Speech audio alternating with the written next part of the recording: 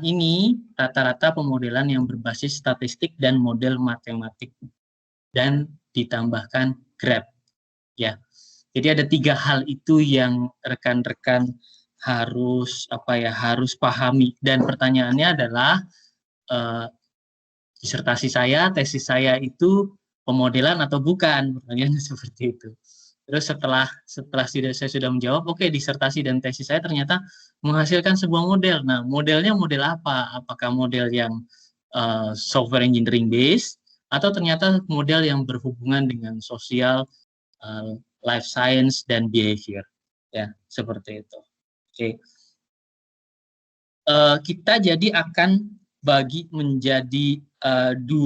Ya, akan menjadi 2. Pertama, kita bicara, karena ini bidangnya engineering, kita bicara software engineering, ya, yang outputnya itu ada softwarenya, kasarnya seperti itu.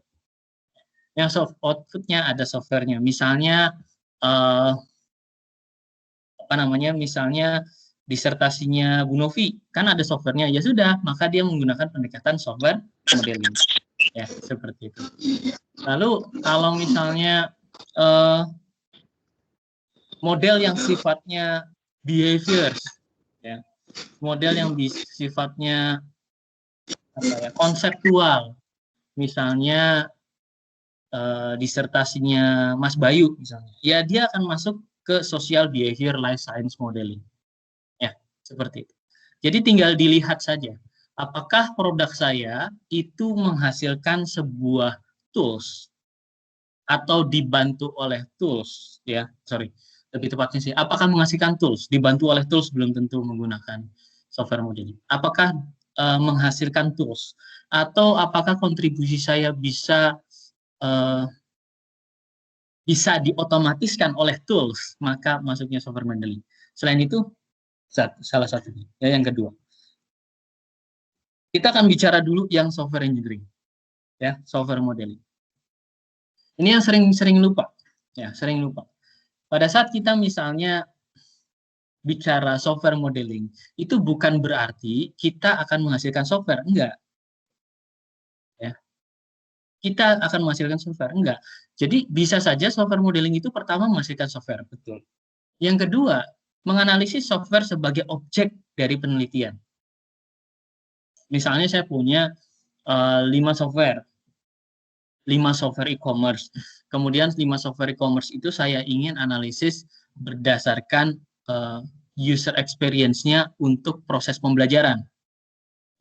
Untuk proses pembelajaran mereka, sehingga mereka sangat lihai dengan e-commerce tersebut. Tapi menggunakan misalnya eye tracking, misalnya, ya, atau menggunakan gestures, atau misalnya yang lain. Nah, itu ya. Maka walaupun dia tidak menghasilkan software, tetapi software sebagai objeknya, maka dia bisa menggunakan pendekatan software modeling. Ya, seperti itu. Jadi bisa saja produknya software atau objeknya software. Jadi kalau misalnya Bu Sapti nanti akan menggunakan sekumpulan software untuk memvalidasi adiksi, maka software tersebut bisa saja sekumpulan software tersebut bisa dimodelkan dengan pendekatan software modeling. Ya, seperti itu. Oke. Tapi nanti outputnya bisa bukan menggunakan software modeling. Jadi tolong diperhatikan bahwa satu tesis, satu disertasi bisa menggunakan 2 modeling secara bersamaan. Ya. Pertama, software modeling itu terbagi menjadi 2. Pertama, static modeling. Static modeling ini dikenal dengan structure of the system. Ya, strukturnya, komposisinya. Jadi kalau buat aplikasi berbasis mixed reality, video game, dan sebagainya, ya, itu biasanya terdiri dari sekumpulan komponen-komponen. Makanya kita sebut dengan structured system. Static modeling umumnya software modeling umumnya menggunakan notasi yang kita kenal dengan UML. Saya yakin rekan-rekan pas S1 pernah belajar itu. Ada domain modeling, ya, yang berfokus pada interaksi antar objek. Ya. Domain modeling ini cukup strong pada saat kita hendak mengetahui relasi antar objek, antar bagian dalam sebuah sistem, ya, ada buku yang bagus, bukunya Craig Larman, di search aja namanya ya, seperti itu. Kemudian ada kelas diagram. Kelas diagram ini interaksi antar kelas. Bedanya apa dengan domain diagram? Domain diagram hanya bicara satu objek, sementara kelas lebih dalam, ada atribut dan behaviornya, ya, seperti itu. Ini umum digunakan di level magister, tapi kalau level doktor saya jarang sekali melihat ini, kecuali memang berfokus pada object oriented programming, ya, seperti misalnya unit test gitu ya. Unit test pasti ada kelas diagramnya, pasti ada kelas unit testnya dan sebagainya. Deployment diagram ini biasanya terkait dengan sistem, ya, sistem struktur deployment system. Ini kalau rekan-rekan melibatkan atau menghasilkan sebuah sistem dan sistemnya tersebut diimplementasikan, maka akan disusun deployment diagram. Rekan-rekan penguji biasanya mengatakan deployment diagram juga sebagai big picture arsitektur besar, karena di dalamnya biasanya kalau struktur deployment itu berisi biasanya misalnya seperti ini. Oh, ini database-nya, ini webnya, ya. Oh, ini ada web service-nya. Nah, gini deployment diagram. Ya. Physical, ya. Package diagram, ya. Package diagram ini umumnya digunakan untuk melihat struktur sebuah informasi atau struktur sebuah modul-modul pemrograman untuk melihat hierarki atau taksonomi, ya. Package diagram umumnya digunakan untuk mengetahui, ya,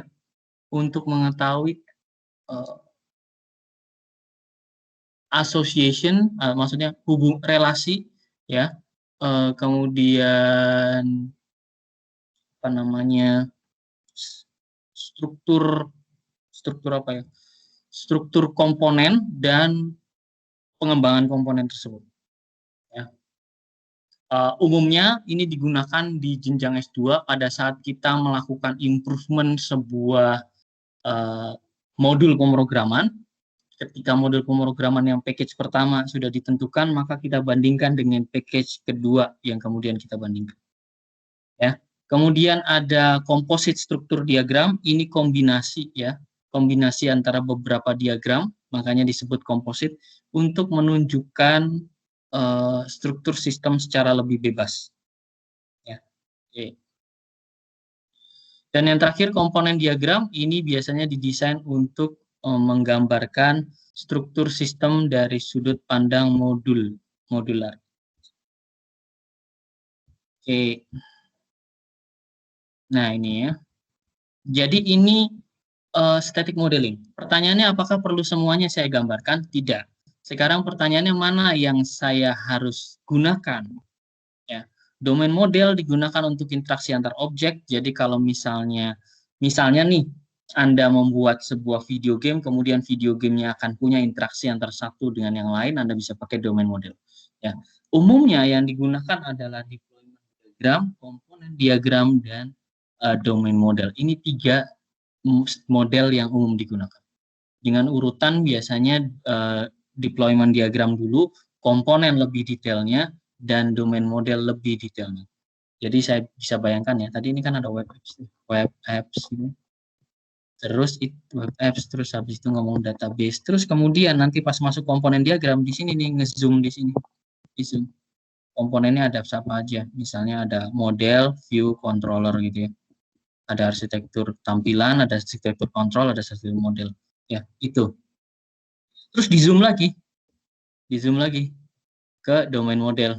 Nah, dalam modelnya, dalam M ini ada apa saja? Oh, ada kelas yang namanya kelas player, terus ada kelas yang namanya kelas ball, dan sebagainya. Umumnya itu. Ya. Buat sistem atau menggunakan sistem, gunakan static modeling. Kemudian yang berikutnya dynamic modeling. Dynamic modeling fokusnya ke interaction system. Ini berita baiknya. Berita baiknya adalah kalau static modeling itu digunakan untuk pengembangan sebuah software, dynamic modeling juga digunakan untuk memetakan, memahami sebuah software. Memahami sebuah software. Jadi tidak harus mengembangkan sebuah software. Tadi ya, saya kemukakan bahwa software modeling juga digunakan untuk memahami software sebagai objek. Nah, use case ya, sudah paham rekan-rekan? Ya. Intinya adalah interaksi aktor dengan sistem, activity, ya, detail dari use case ini, ya, detailnya. Jadi kalau misalnya ini adalah detailnya apa, buy drink misalnya, membeli minuman, maka use case-nya adalah apa? Activity diagramnya adalah proses dia beli minuman, diagramnya gimana? Apa masukkan uang, pilih minuman, ya, minuman tersedia keluarkan di vending machine misalnya, ya. Use case diagram, activity diagram, detail dari use case, ya. Detail dari use case ininya nih. Communication diagram, detail komunikasi antara aktor dan sistem, ya, antara dengan komponen sistem. Misalnya tuh pada saat kita bicara kasus vending machine ya, begitu saya mengklik buy drink kan saya akan masukkan dulu uangnya. Berarti saya ada interaksi dengan feeder yang masukkan uang itu. Setelah itu setelah itu si feeder kan akan memberi informasi uangnya ini cukup atau enggak, ya, membaca gitu. Uangnya cukup, ya. Begitu uangnya cukup,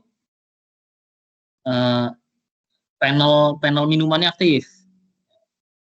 Terus user milih lagi minumannya apa. Nah, itu communication diagram. Jadi lebih detail daripada use case. Use case itu cuma bicara saya bisa ngapain aja dengan sistem saya. Tapi communication diagram adalah saya berinteraksi dengan bagian apa saja dari sistem itu. Ya. Kalau sequence diagram itu komunikasi antar komponen-komponen hanya didetailkan dalam kerangka waktu. Jadi faktor T ini sangat penting di sequence diagram. Kalau di communication diagram, faktor I ini yang lebih penting. Ya, state diagram ini diagram untuk perubahan state. Ini cocok pada saat kita bicara satu objek atau satu model software yang berubah-ubah state-nya. Ya, misalnya setelah melakukan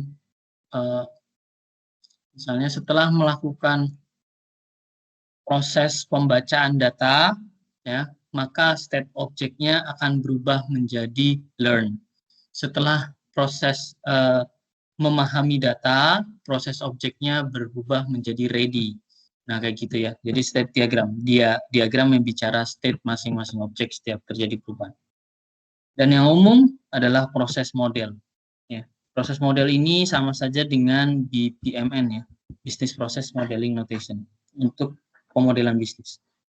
Untuk pemodelan bisnis biasanya digunakan untuk memahami proses bisnis secara holistik, secara gambaran besar. Ya. Yang umum yang digunakan apa? Yang umum yang digunakan semuanya, ya. Tapi kalau ingin lebih mudah, cukup use case dan activity diagram. Use case dan activity diagram. Kalau misalnya objeknya itu berubah-ubah dan menjadi sesuatu yang sangat penting untuk memahami proses objek tersebut, ya. Kalau lebih tinggi lagi, Anda bisa fokus ke bisnis proses modeling. Jadi prosesnya kayak gini. Ya, ada bisnis prosesnya. Misalnya di e-commerce ya, cari barang, lihat chart, check out, and payment, ship gitu ya. Ini bisnis proses modelnya nih. Ya, terus di sini baru di drill down ke use case. Apa saja orang bisa mencari. Dia bisa nge-search barang, dia bisa nge-filter, dia bisa nambahin ke wishlist, dia bisa uh, sorting dan sebagainya. Terus didetailkan lagi di activity. Ya. Lalu didetailkan lagi di state. Ya bisa state, bisa sequence, bisa communication. Nah, itu. Oke. Static modeling mostly digunakan untuk bahas structure system. Jadi kalau uh, hasil produk rekan-rekan adalah sebuah software, maka static modeling itu mandatory. Mandatory, bisa kata. Dynamic modeling ini juga mandatory untuk menyusun software. Ya, menyusun software. Static modeling opsional pada saat teman-teman menjadikan software tersebut sebagai objek saja, bukan creating software. Tapi dynamic modeling menjadi mandatory kalau rekan-rekan menggunakan objek, menggunakan software sebagai objeknya. Karena harus tahu dulu cara kerja software. Walaupun itu software milik pihak ketiga. Anda harus dokumentasikan bagaimana software. Tidak harus semuanya, tapi bisa dipilih-pilih saja. Nah, itu dynamic modeling. Oke. Nah, kombinasi antara static dan dynamic modeling itu orang nyebutnya dengan arsitektur.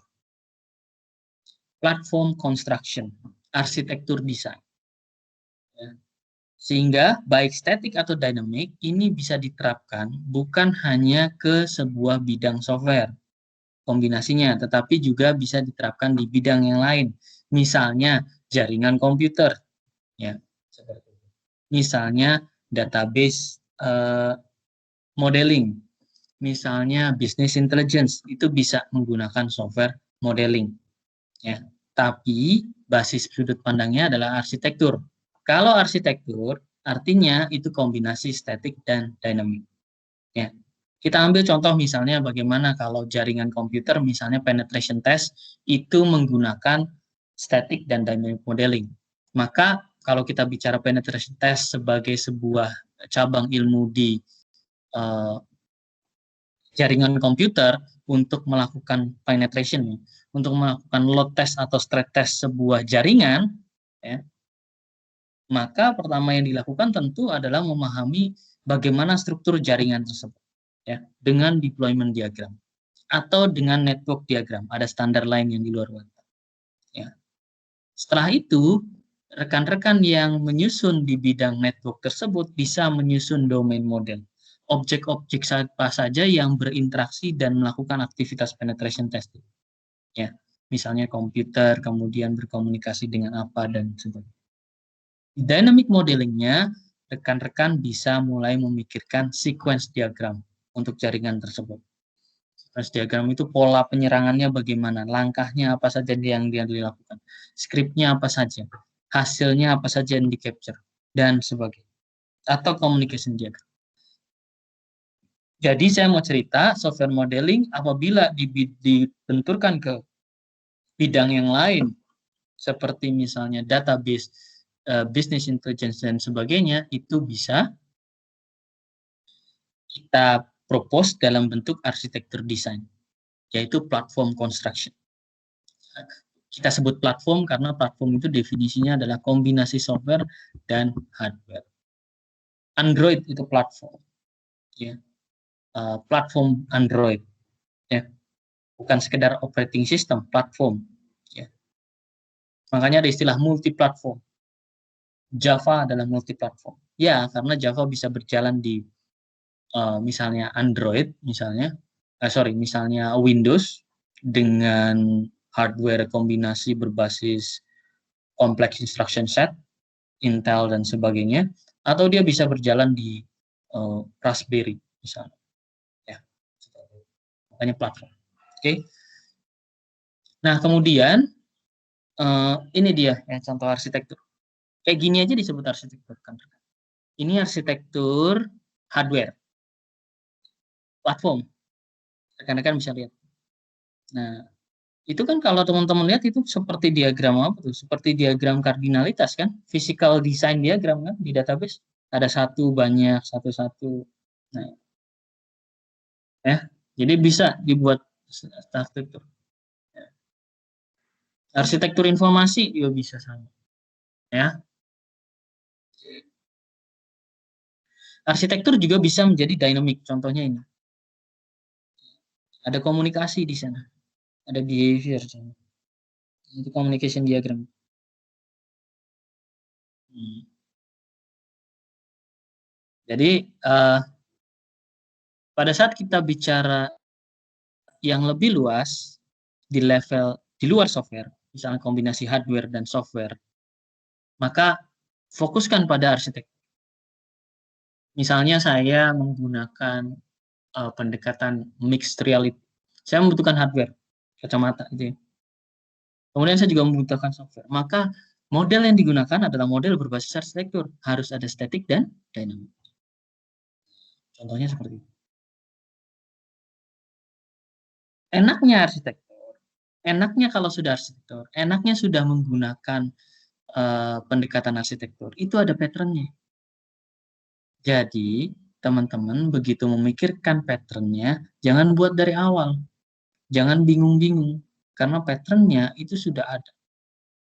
Ya, patternnya banyak. Ya, bisa dilihat bukan banyak. Untuk communication ada patternnya apa saja. Untuk transaction ada patternnya untuk apa saja. Untuk structures ada patternnya untuk apa saja. Jadi patternnya cukup di-apply. Patternnya cukup di-apply. Tidak perlu harus buat dari awal karena kadang-kadang bingung tuh buat arsitektur. Sama aja lah kayak kayak kayak teman-teman sipil buat rumah. eh Gaya rumahnya apa? Terus kita bicara gaya rumahnya. Ini gaya rumahnya eh, apa sih? Minimalis. Nah, itu arsitektur pattern deh. Arsitektur pattern berbasis structure, minimalis. Oke. Terus kalau komunikasi misalnya, ada komunikasi yang basisnya negotiation sampai sampai itu. Oke.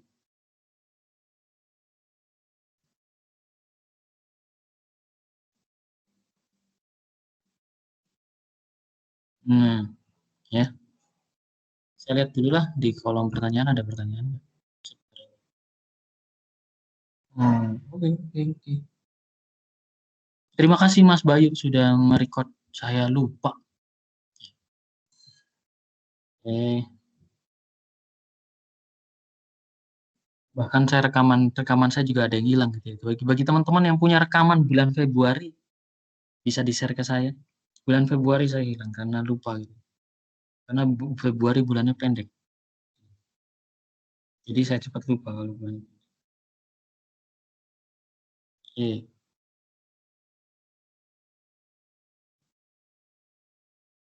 Oke ya, itu software ya. Jadi teman-teman sudah tahu ya, ini softwarenya terkait dengan apa ya. Oke, kita lanjut dulu.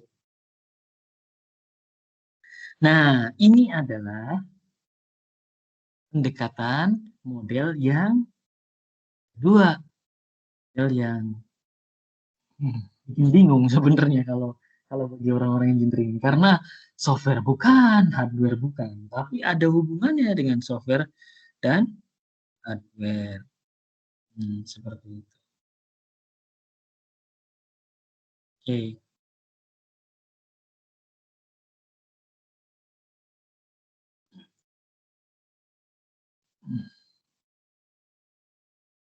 Contohnya misalnya gini.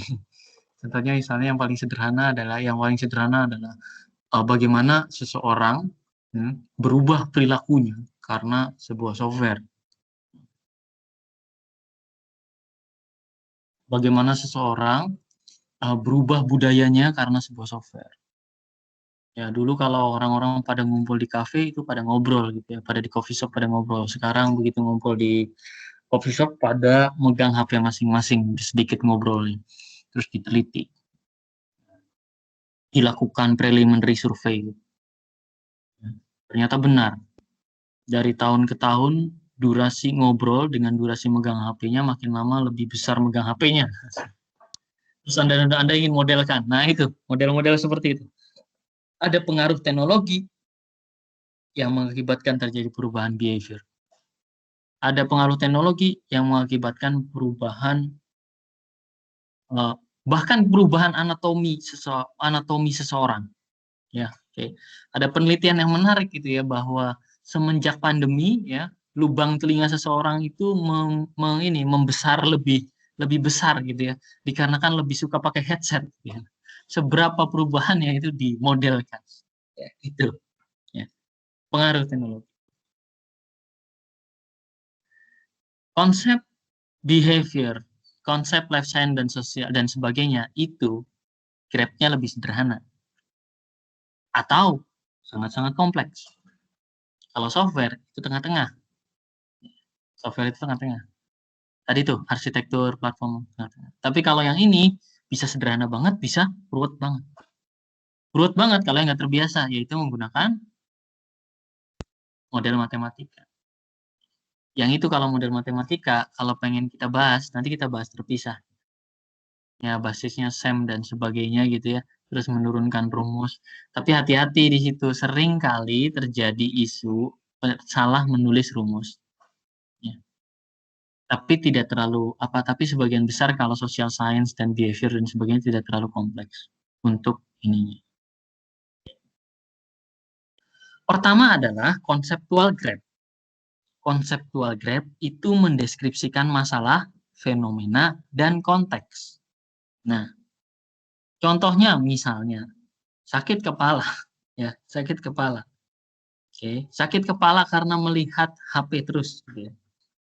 Oke. Ya, kita lihat problemnya sebagai tengah-tengah. Jadi center of problem. Mungkin kalau disertasi Bu Sapti tengah-tengahnya tuh addiction. Oke. Kemudian digeser bagaimana addiction ini bisa terjadi. Yang ini kita sebut dengan konteks. Konteks.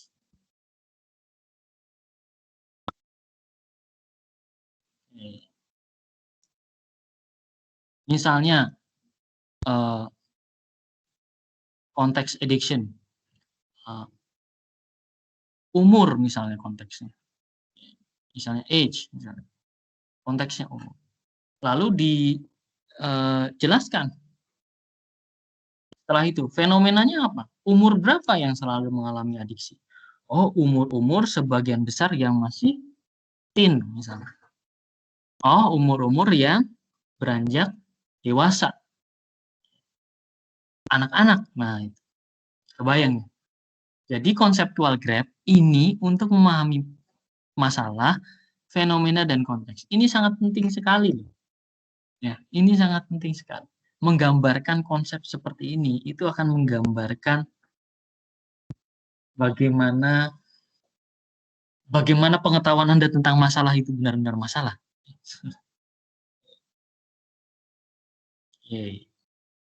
Mungkin kalau disertasinya Mas Bayu juga tengah-tengahnya tuh ini apa namanya, difficulty to do digital transformation misalnya. Terus nanti konteksnya ada apa? Ya. Dari sudut pandang human resources, misalnya dari sudut pandang kesiapan teknologi, dari sudut pandang infrastructure, misalnya seperti itu. Ya, konseptual. Mandatory, yes, mandatory. Ya, oke. Behavior, life, social science nggak ada konseptual graph ya. Itu sama aja buat rumah tapi nggak ada arsitekturnya. Oke. Ya. Berikutnya ini menjadi mandatory kalau rekan-rekan menggunakan variabel-variabel dan membuktikannya melalui hipotesis.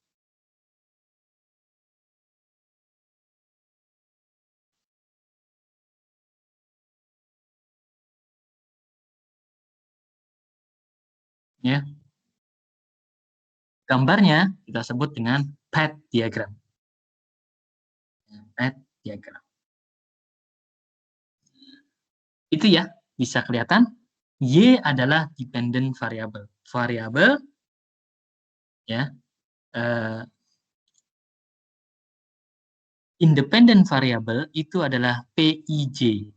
PIJ itu ini ya. Sorry. PIJ itu correlation coefficient. Independent variable itu adalah Z.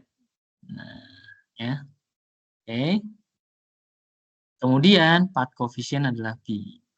Nah, saya nggak bicara lebih detail, ya. Tapi diagram ini menjadi mutlak pada saat rekan-rekan menggunakan hipotesis. Ya. Kalau konseptual itu pengen pakai pertanyaan penelitian, pengen pakai hipotesis, itu mandator.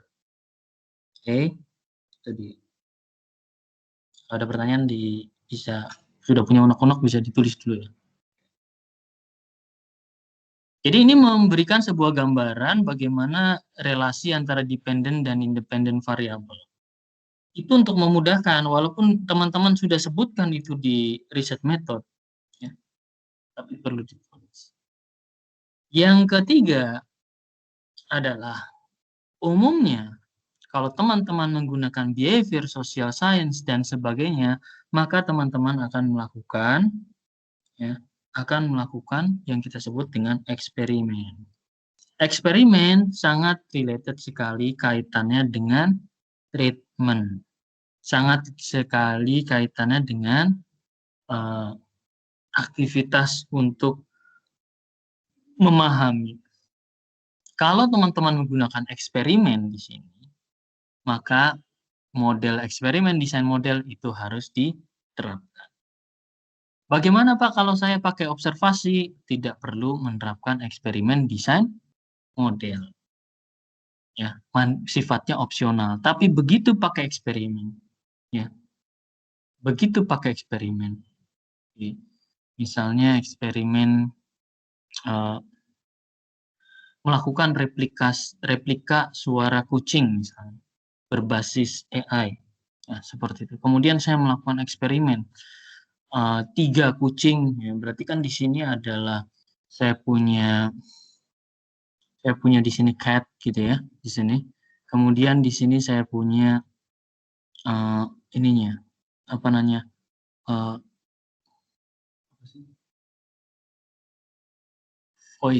cat voice generated. Cat voice generated. Jadi suara kucingnya dibuat berdasarkan sampel-sampel suara kucing yang lain. Nah, kemudian di sini saya bagi-bagikan gitu kucingnya, kucing misalnya kucing kitten, kucing yang masih kecil ya, kucing adult gitu ya. Oke. Ya, seperti itu. Di sini juga cat generatednya saya buat suara generated yang cat slow-nya medium dan fast gitu ya, fast pace. Jadi suara kucingnya kenceng gitu. Kemudian dilakukan eksperimen. Kitten ini berrespon nggak begitu dikasih suara slow? Ya, diukur medium, fast, ya, seperti itu. Adult, nah, kemudian habis itu dihubungkan relasinya, ya. Apakah ada komunikasi, apakah ada perubahan pada saat suara palsu kucing itu dan kucing masih mau mendengarkan. Ya. Mungkin suatu saat kita bisa berkomunikasi dengan binatang, dengan AI. Ya mungkin beberapa dekade lagi. Oke. Nah itu eksperimen desain model. Ya. Jadi kalau teman-teman punya eksperimen, diterapkan seperti itu. Baik itu eksperimennya 1 treatment, 2 treatment, dan sebagainya. Kalau masih belum paham konsep eksperimen, nanti bisa di episode selanjutnya ya kita bahas.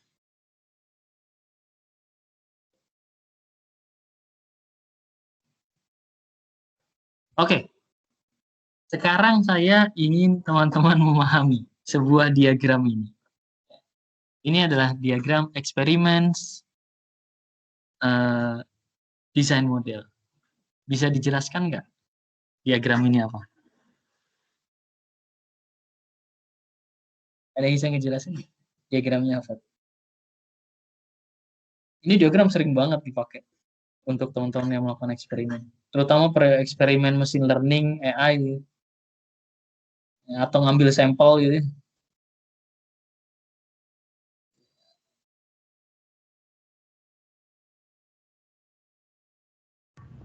Saya Ayo. coba ya Pak.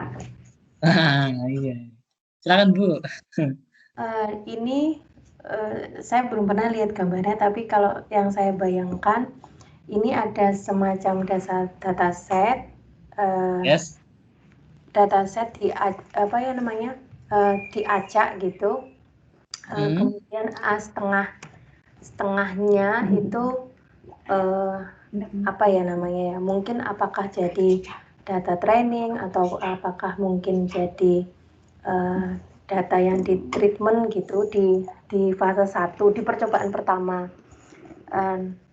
Kemudian yang separuhnya lagi bisa jadi mungkin data kontrol atau nanti data tes, saya belum tahu. Nah kemudian itu di apa namanya, uh, ditukar gitu di Betul. percobaan kedua atau gimana ya Pak? Ya, betul. Betul. Idenya benar. Jadi ada satu, anggaplah ada sebuah populasi. Populasinya berupa data source. Kemudian data source tersebut diambil secara random menjadi dataset. Datasetnya itu dibagi menjadi dua, 50%, 50%. Dilakukan dua kali training, first period dan second period. Ya, oke. Yang training pertama itu diberlakukan untuk pendekatan A, ya. Oke, data separuhnya untuk pendekatan A dan data separuhnya lagi untuk pendekatan B, ya. Kemudian di second period data tersebut dibalik. Nah, ini adalah salah satu contoh yang pendekatan. Mungkin rekan-rekan pernah mendengar, oh kalau di machine learning kalau kita punya 100% data, 70% untuk training, 30% untuk testing, misalnya seperti itu. Ya. Kemudian lakukan berulang-ulang. Nah, seperti itu. Ya. Ini adalah salah contoh. Yang saya ingin tekankan bagaimana rekan-rekan bisa membaca diagramnya. Kalau sudah bisa membaca diagramnya, pasti bisa membuatnya untuk eksperimen desainnya. Karena itu penting. Ya. Sebagian besar ya tulisan itu dibaca secara cepat, tapi sebagian besar gambar itu dibaca secara lambat dan pelan-pelan. Ya. Yang penting teman-teman punya standar grab ini untuk membaca. Kemudian ini yang bisa satu bab sendiri gitu ya, yaitu structural equation model. Ini sesuatu yang umum. Ya. Saya akan ambil contoh yang paling sederhana, tidak melibatkan perhitungan-perhitungan yang terkait dengan SEM. Ya. Oke, contohnya ini. Ya. Diagram ini, sesederhana diagram ini, kalau dibuat penjelasan itu seperti itu. Ya. Misalnya nih, misalnya uh, e-learning personalization ya will cause misalnya higher grade.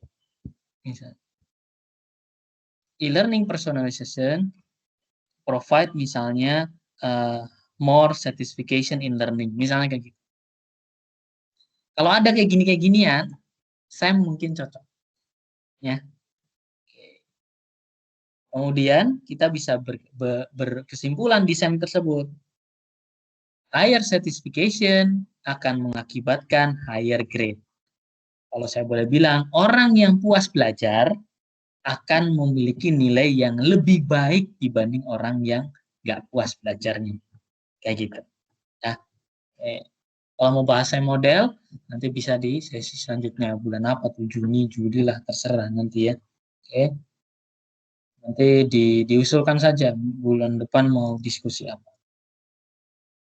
Kalau ada yang lulus ya kita biarkan dulu rekan yang lulus. Oke, sekarang baca SEM model ini. Silahkan, siapa? Ada plus minusnya.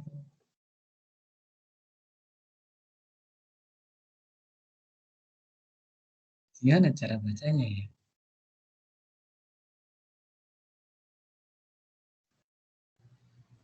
Giliran contoh nggak dikasih plus minus, giliran kayak gini dikasih plus minus. Ini apakah berarti umur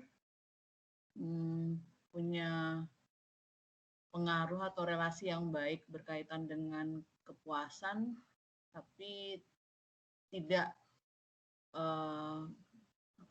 berrelasi dengan income gitu, dan income berrelasi dengan kepuasan gitu Pak? Iya. Perhatikan bahwa setiap kotak yang ada di SEM model ini itu memiliki nilai naik dan turun, betul ya? Dia punya range, umur 0 sampai 100, income 0 sampai misalnya 100, misalnya satisfaction 0 sampai 1. Jadi setiap kotak-kotak itu dia punya value. Nah, semakin meningkat semakin meningkat umur, ya, dia akan semakin menghargai dibanding income. Coba deh lihat orang-orang yang sudah dewasa gitu ya. Sudah dewasa, mereka lebih menghargai kenyamanan diri, kebahagiaan yang sifatnya non finansial. Nah, gitu ya. Di sini juga lihat, tapi di sini perhatikan, semakin tinggi income, maka akan semakin tinggi kepuasan. Orang-orang yang income-nya tinggi, kalau di apa tuh, di kurva apa ya, yang teman-teman psikologi itu kebutuhan itu yang paling atas itu kalau apa tuh namanya, standar apa, Maslow Pak, kebutuhan Maslow. Iya, itu kan. Iya, itu kan makin ke atas kan dia pertama dari masalah kelaparan sampai akhirnya aktualisasi diri gitu. Ini sama nih. Semakin tinggi income seseorang, maka kepuasan dirinya akan semakin tinggi juga. Ya, seperti itu. Dan ini harus dibuktikan tentu saja. Ini kan nanti berupa model yang nanti akan dibuktikan. Tapi intinya seperti itu. Nah, kemudian model yang dihubungkan biasanya akan ditulis dalam sebuah notasi. Ini ada salah ketiknya. Ini X2 ya. Notasinya sesederhana ini atau serumit nanti, ada sigma dan sebagainya. Perhatikan notasi ini. Oke. Lihat tuh. Px1 berhubungan dengan Px2 dan X1 atau X3 dan X1, kelihatannya. X4 bergantung X2 dan X3, dan X5 bergantung pada X4. Ya. Oke. Coba dipelajari dulu. Nanti saya kasih sedikit pertanyaan. Saya gambarin dulu ya. Ini.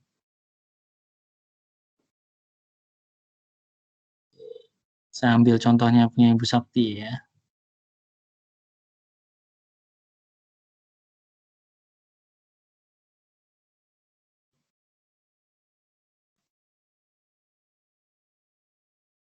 Ya. Nanti tolong buatkan rumusnya.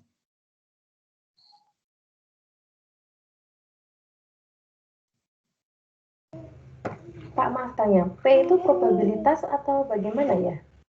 Itu hanya sebuah fungsi. Definisi sebuah fungsi, bukan probabilitas. Bisa saja diganti F, bisa saja diganti Q, ya. Itu cuma seperti variabel. Ya. Seperti itu. Oke, baik. X4.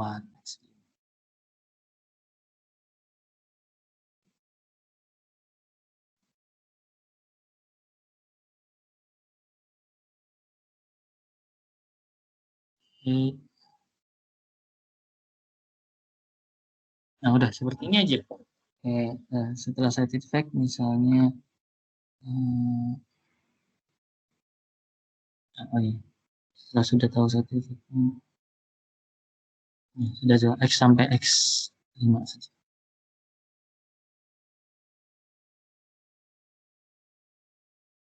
Ada yang bisa menuliskan fungsi P-nya?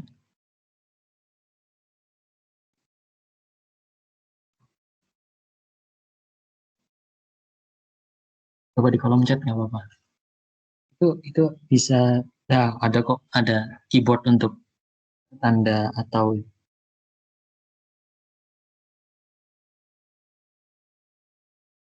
ya. TX1 berarti kan gimana tuh?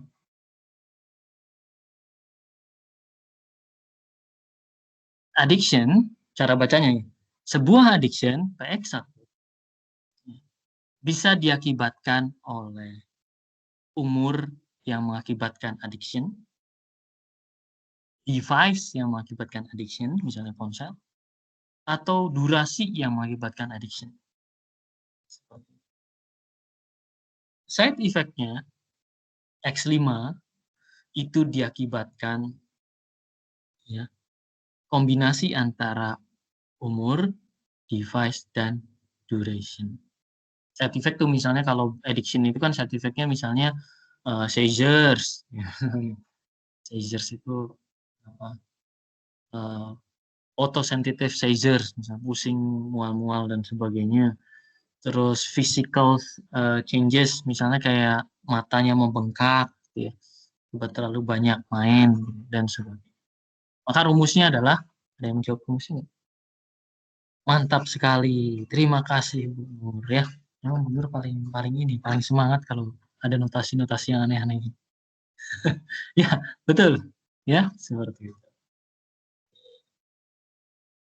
Ya, ya sudah bisa. Sip, sudah tuh selesai. Ya. Sekarang kita lihat dulu pertanyaan-pertanyaannya. Sudah ada pertanyaan-pertanyaan belum?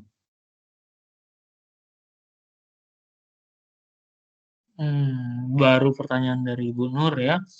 Adakah contoh pemanfaatan pola di SW itu, S/W itu apa ya? Software? Ya. Apakah semua harus digambar? Ya, enggak harus digambar semua. Tapi yang penting-penting harus digambar. Terutama saya selalu menyarankan kontribusi penelitian itu harus coba digambarkan. Harus coba digambarkan. Kontribusi penelitian, test bed-nya, eksperimen modelnya, itu tolong digambarkan. Oke. Dari Pak Ardian nih. Menggunakan arsitektur yang cenderung dinamis, namun ada beberapa arsitektur yang statis, misalnya faktor hardware yang digunakan. Ya, untuk jenjang S3, Pak Ardian mau tidak mau harus detail, karena contribution to knowledge harus bisa direplikasi secara detail. Siap. Apakah perlu eksperimen desain model seperti di slide 15? Pertanyaannya adalah apakah mixed reality-nya akan diukur secara behavioral atau mixed reality-nya hanya diukur untuk atau mixed reality-nya hanya diukur secara fungsional. Kalau dilakukan aktivitas untuk mengetahui improvement-nya, misalnya contohnya nih, saya ingin mengetahui improvement antara berlatih perang konvensional dengan berlatih perang dengan mixed reality, misalnya kayak gitu ya.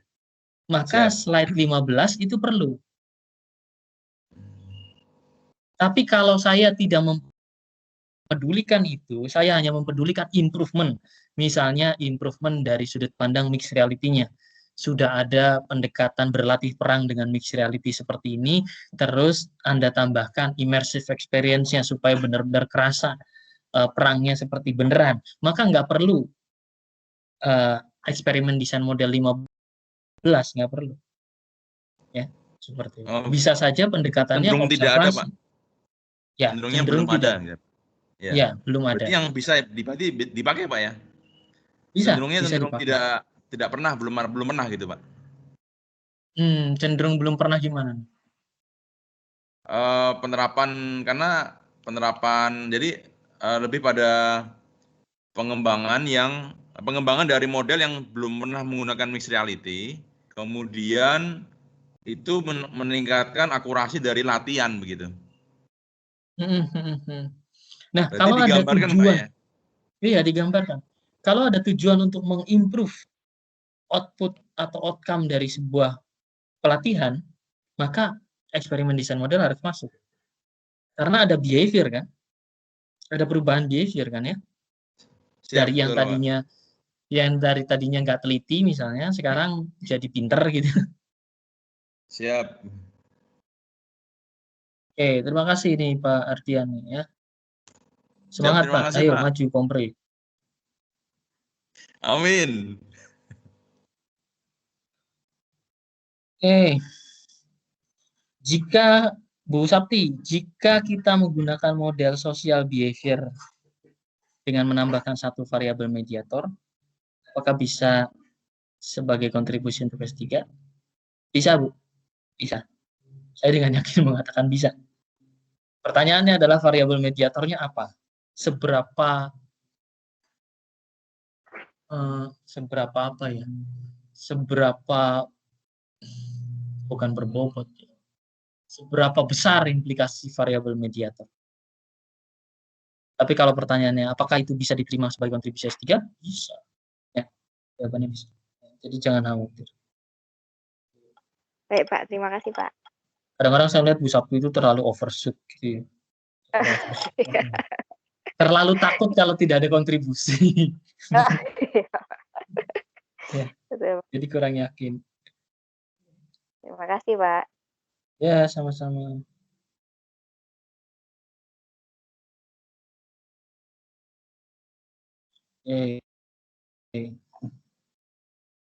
Ya, kita masih punya waktu 5 menit lagi karena tadi mulai 88.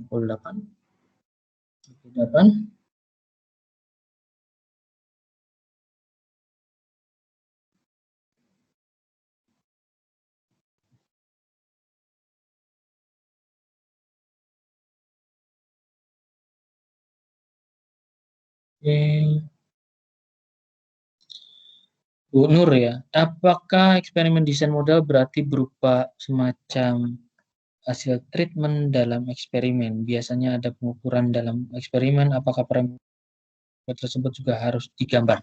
Oke, terima kasih Bu Nur. Jadi biasanya seperti ini Bu Nur, kalau kita bicara eksperimen desain model, kita akan punya dua gambar. Pertama, gambar rencananya.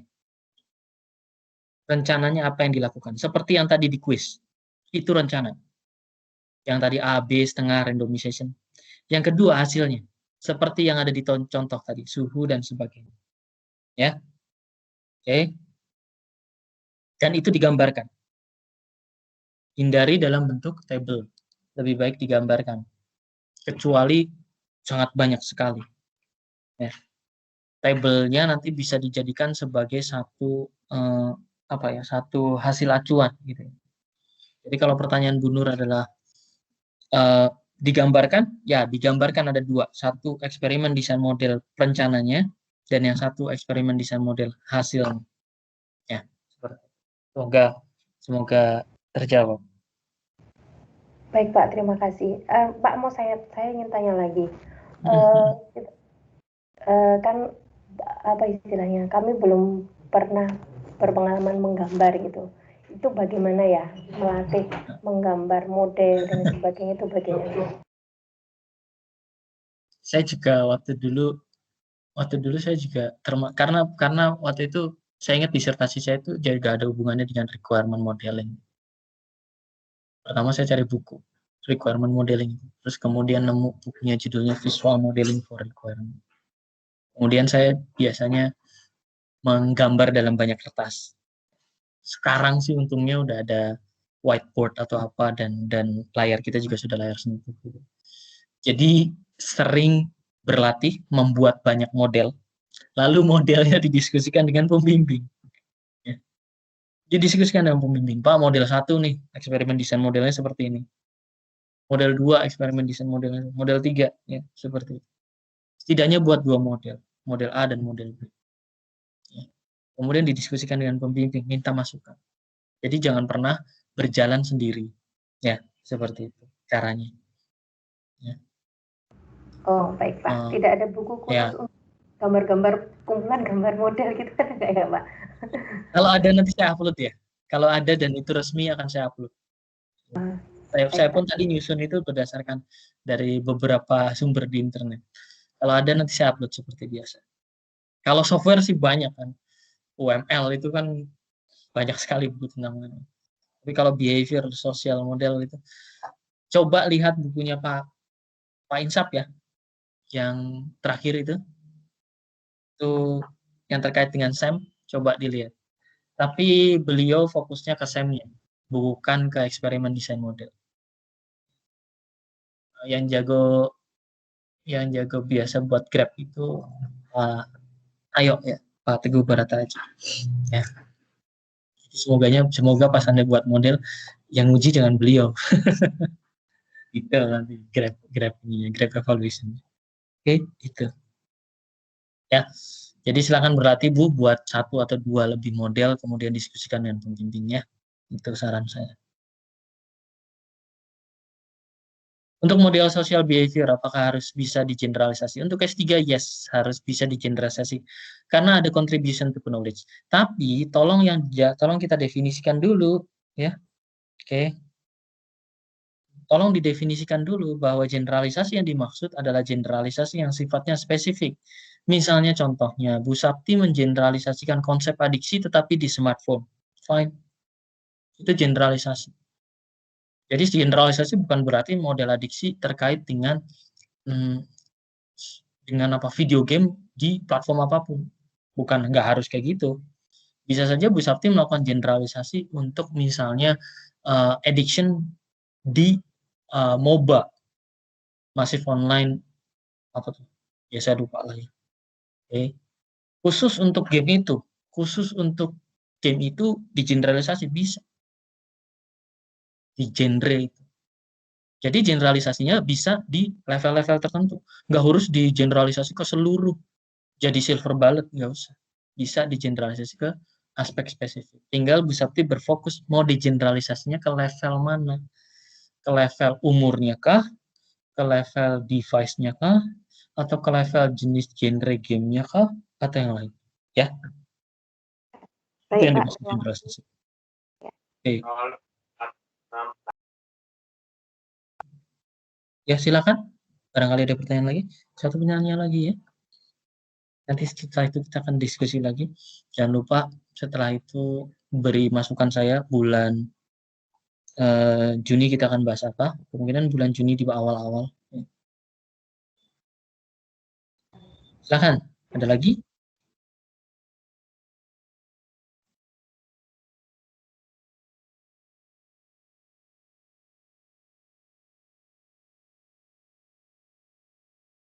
Oke, Pak Ardian, tolong mulai fokus ya. Ini sama-sama untuk yang penting Anda sudah semangat saja. Banyak rekan-rekan juga yang pertama struggling, tetapi saya yakin endingnya baik. Ada yang ketakutan juga, ketakutan berlebihan, endingnya juga pasti baik. Siap Bapak. Laksanakan. Pak Didi, saya boleh memberi usulan? Ya, boleh, silakan. Bagaimana kalau misalnya ada topik di bulan mendatang itu mengenai non-akademik gitu? Non-akademik, emang saya bisa ngisi gitu. Misalnya apa non-akademik? Kan Pak Didi kan sudah banyak murid yang dibimbing, jadi misalnya apa ya, tentang ya mungkin tadi tentang strugglingnya, tentang strateginya, tapi masih bukan tentang konten akademik gitu, pengalaman Pak Didi sebagai pembimbing gitu. Iya, boleh, silakan. Ya, nanti saya buat jadi 1 poin ya. Nanti silakan di vote ya. Non academic session gitu. Oke. Ya. Terima kasih Bu Nur. Oke. Gitu ya. Oke. Kalau nggak ada, saya cukupkan sekian. Terima kasih, ini sudah 1 jam lebih sudah stay in touch. Terima kasih juga pertanyaan-pertanyaannya yang membuat saya lebih banyak belajar ya. Nanti kalau ada buku yang terkait dengan modeling, terkait dengan social behavior dan sebagainya, akan saya coba saya share. Kalau ada ya, saya juga nggak bisa janji. Oke. Kalau ada publikasi atau jurnal, saya juga akan coba share. Mungkin itu dulu dari saya. Ya. Terima kasih rekan-rekan. Semoga tetap sehat dalam kondisi pandemi seperti ini, dan tetap semangat supaya bisa lulus dengan baik dan berkualitas. Ingat, disertasi, tesis, ataupun apapun itu, satu kali seumur hidup, jadi lakukan yang terbaik ya. Dan sekian, terima kasih. Assalamualaikum warahmatullahi wabarakatuh. Ya, terima kasih. Terima kasih, Terima Bapak. kasih Pak Ridi. Semangat Pak.